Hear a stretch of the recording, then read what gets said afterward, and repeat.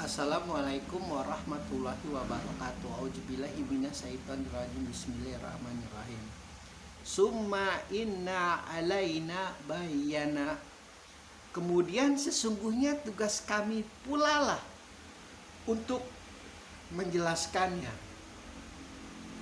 Jadi prosesnya setelah Jibril membacakan ayat Al-Quran ke hadapan Rasulullah, lalu kemudian Rasulullah pun harus membaca ucapan Jibril itu dengan disertai ketidaktergesa-gesaan untuk menguasainya. Setelah itu baru Jibril menjelaskan apa maksud dari surat itu. Jadi bisa dikatakan ada hubungan timbal balik antara Rasulullah dengan Jibril, penyampai wahyunya. Bisa dikatakan Jibril adalah sebagai gurunya Rasulullah. Namun di satu sisi juga bisa Jibril adalah sebagai,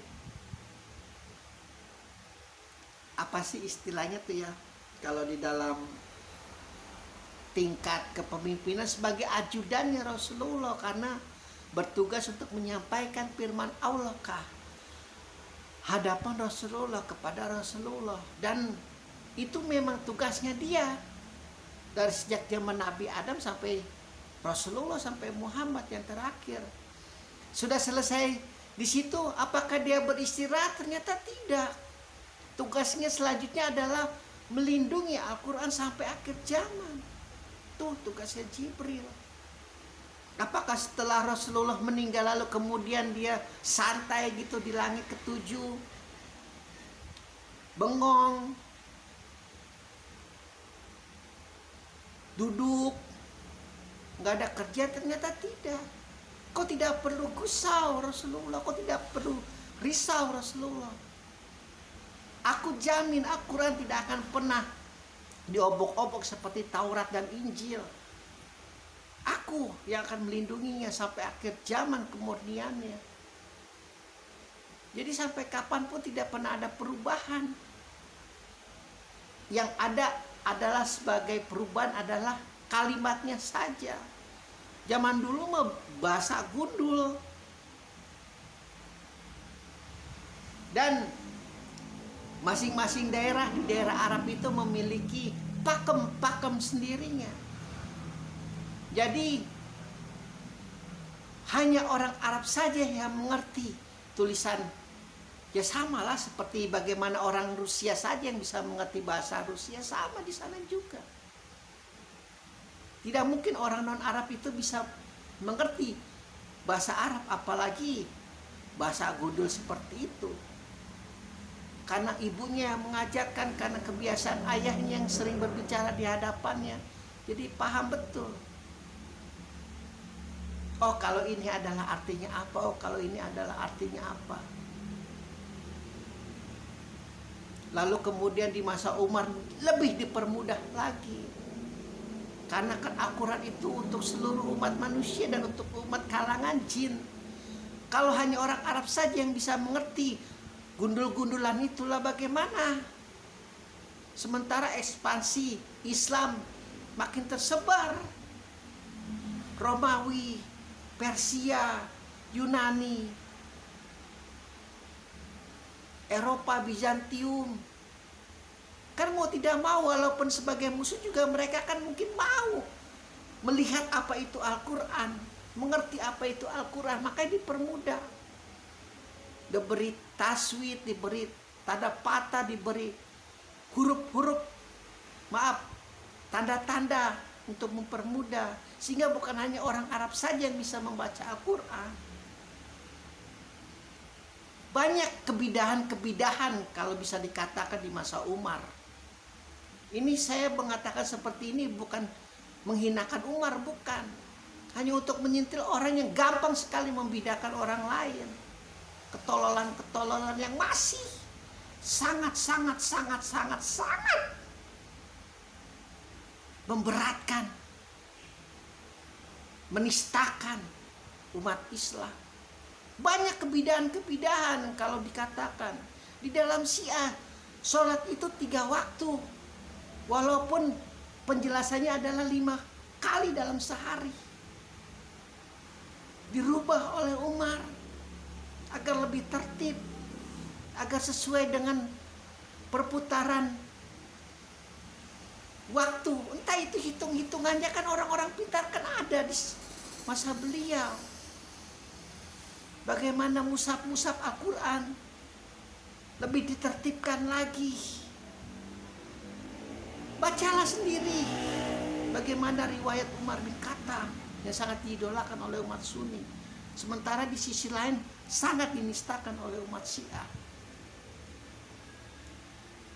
Padahal kan harusnya tidak seperti itu. Kita kalau sudah membenci orang, sebagus apapun pekerjaan itu, akan tidak terlihat kebaikannya. Dan kita ketika mencintai seseorang, kejelekan apapun orang itu tidak akan pernah terlihat. Itu sudah hal yang sangat pakem di dalam ilmu hakikat kebijaksanaan manusia. Bukan hanya milik orang Islam saja, tapi milik seluruh umat manusia seperti itu.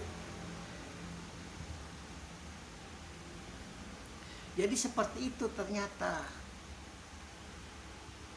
cara proses Al-Quran itu turun dari langit ke bumi kepada Rasulullah. Jibril membacakannya di hadapan beliau, dan ternyata beliau tidak boleh tergesa-gesa untuk menguasai Al-Quran itu.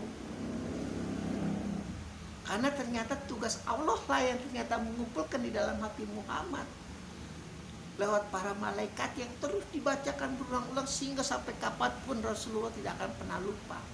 Dan ketika dia lupa, itu keselnya luar biasa, jengkelnya luar biasa, seperti yang sudah dijelaskan di beberapa waktu yang lalu.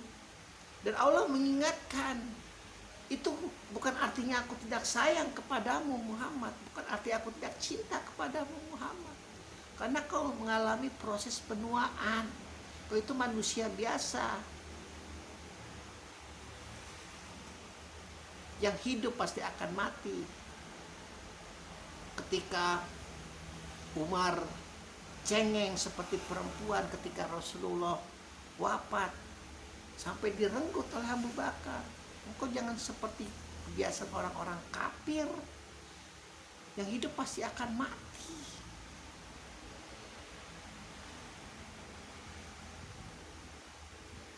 Jadi begitu, segala sesuatu itu ada tahapnya, dan kita bisa belajar ternyata dari kesalahan.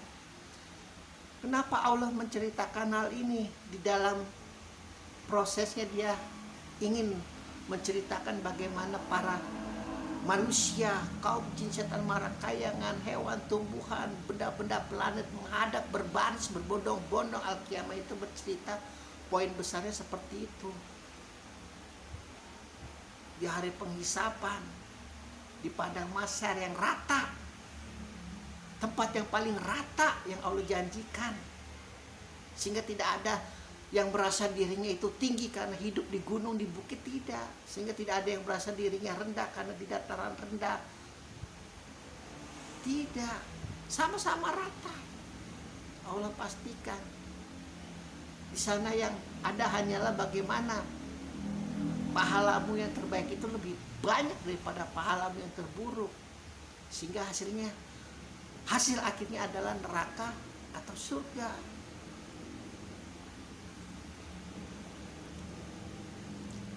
Makanya sangat rugi kalau tidak percaya hari penghisapan, sementara Allah menjanjikan keadilan yang paling adil di sana tempatnya. Para hakim, para jaksa tidak akan pernah menilai niat baikmu itu yang tidak bisa ditulis, tidak bisa dibaca, mungkin bisa diucapkan. Namun itu tidak peduli bagi mereka. Yang mereka lihat adalah kelakuanmu di luar. Apa efek yang akan didapatkan dari kelakuanmu itu terhadap masyarakat. Udah seperti itu belum hasutan-hasutan, bisikan-bisikan kepada jaksa-jaksa, kepada hakim yang akan bisa memberatkanmu. Maka tidak akan pernah engkau, ya sampai kapanpun keadilan itu tidak ada di muka bumi. Kau mencarinya sampai ke ujung dunia itu tidak ada. Ini nanti kau bertemu di hadapan Allah, kau tahu itu apa kata adil di hari penghisapan nanti. Kelak insya Allah kalau kalian percaya. Alhamdulillahirabbil alamin.